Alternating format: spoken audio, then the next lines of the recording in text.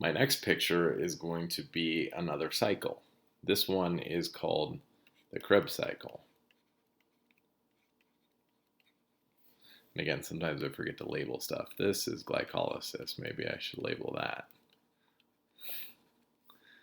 But Krebs cycle starts out with some pyruvate molecules.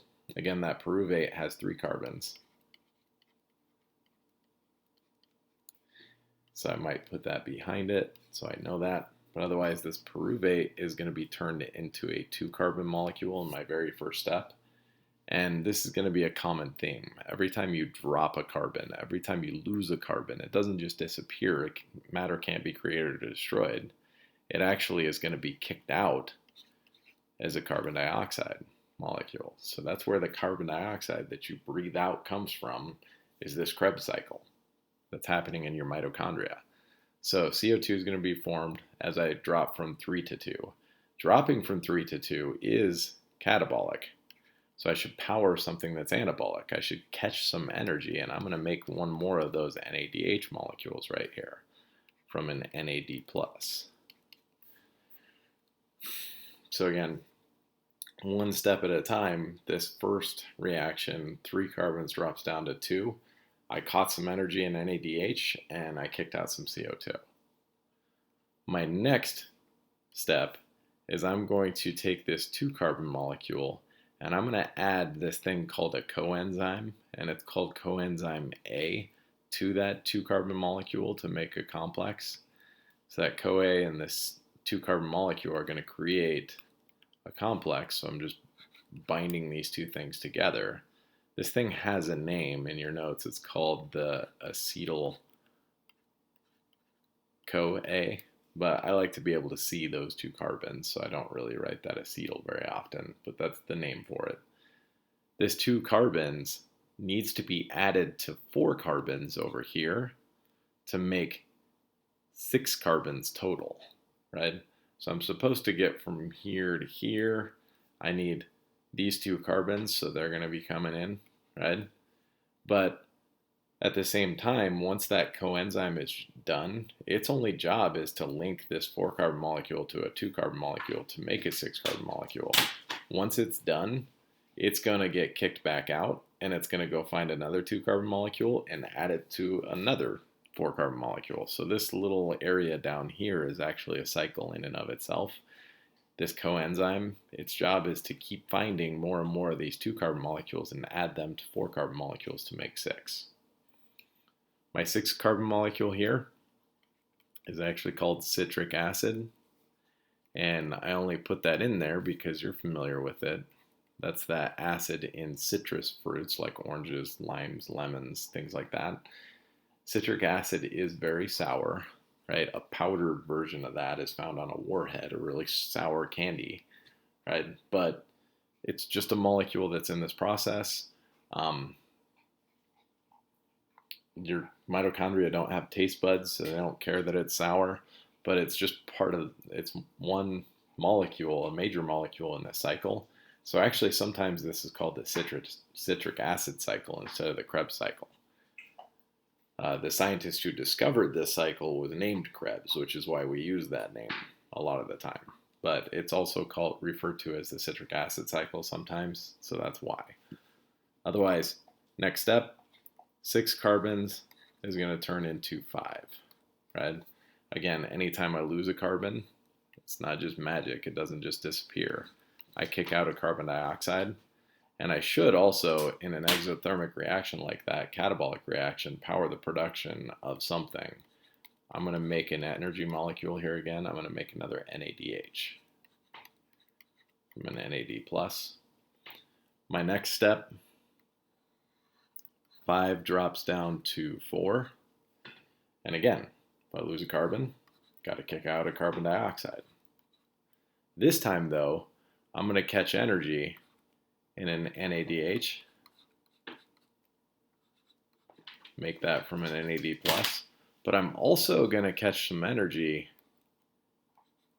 in an ATP molecule. So again, ATP is what we need to power all those different things that are happening in our cells. So right now I have some usable energy here this NADH energy that electrons caught in NADH, we'll use those to make more ATP later. But right now, I've only made one ATP. Right? This whole process with lots of reactions has only made one ATP at this point. But the purpose of the Krebs cycle is not to make ATP. It's actually to make lots of other energy molecules that I can turn into ATP later. My next step, I actually have to take this 4-carbon molecule and turn it into a different 4-carbon molecule. Now that looks a little confusing. I just put a little mark next to this 4-carbon molecule so you can tell that they are different things. This again, it would only be possible for you to tell if it's catabolic or anabolic if I gave you some extra information. So if I told you that in this process you're going to capture more energy and NADH, that should tell you right away all you need to know. NADH powering the production of NADH, an anabolic process. This C4 to another C4 is exothermic. It is catabolic. And I actually make 2 energy molecules here again. The second one we haven't talked about yet, but it's very similar to that NADH. It's called FADH2. Now the biggest difference is that it's made from this FAD2 plus instead of +1 like that NAD has. And that means that it catches twice as many electrons. So actually that FADH2 holds a little bit more energy than an NADH. But at this point, I've actually finished my picture. I've completed my cycle. I've gone from 6 to 5 to 4 and back to my original 4, so I can add another 2 carbons to make 6 again. So this is the whole picture. We just have to do some accounting.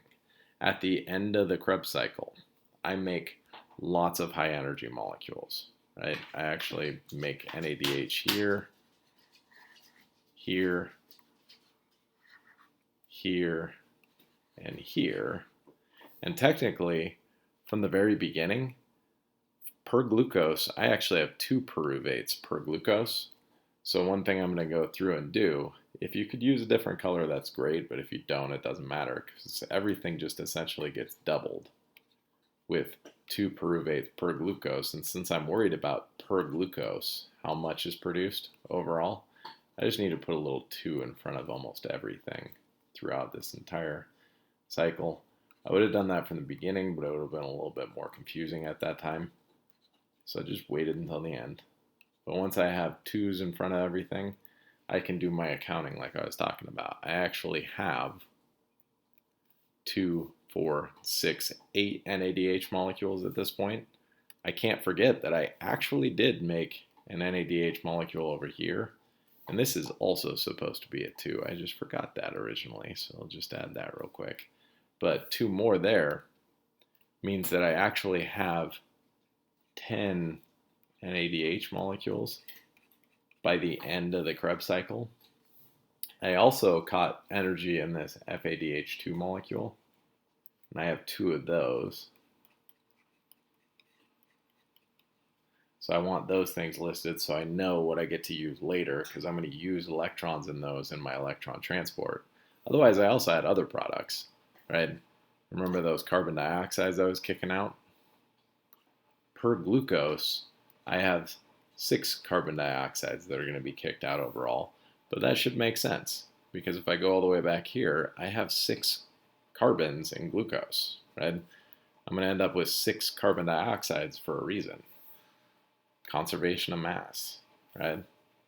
Otherwise, the one last thing that I can account for here, I did have some ATP that was produced. Remember, at this point, I only have 2 ATP, including my glycolysis, because remember I was 0. I had a net gain of 0 at the end of glycolysis. And this is why, remember, if I don't have oxygen available, I would just stick with this original 2, because it really doesn't make sense to waste your time chasing your tail doing all these reactions to still just end up with 2 ATP, right? So logically it should make sense that I don't do the Krebs cycle without oxygen, but otherwise I made these other high energy molecules up here, and those are going to be what I use at the end of the day in my electron transport, which is my next picture.